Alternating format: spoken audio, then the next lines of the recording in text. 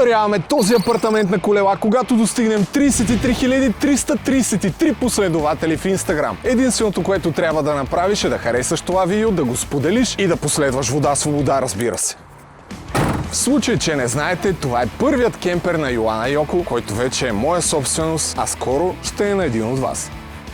Елате да ви го покажа. Кемперът е за 4 души и има всичко необходимо за вашето незабравимо пътешествие. Плот за готвене, котлон, мивка, хладилник, баня и тоалетна има дори. Климатик, за да не умрете от жега, като отидете на незабравимо пътешествие. Място за багаж, холна гарнитура с масичка, където да си похапвате и разбира се, цяла спалня. Но подробно ревю на буса ще направим в друго видео. Къв бус всъщност? Това е цял апартамент на колела. Когато достигнем 33 333 последователи, ще изтеглим 3 от тях, които ще се съревновават в една много проста игра и най-добрият ще спечели този кемпер. Така че харесай видеото, сподели го с приятел и последвай профила на Вода Свобода. Не е нужно да си купуваш какъвто и да било продукт на Вода Свобода, за да имаш шанс да спечелиш. Въпреки това имам щастието да обявя, че най-накрая са готови водите ни без подсладители, само с натурални аромати. Представям ви Watermelon Guru, Blackberry Ponzi King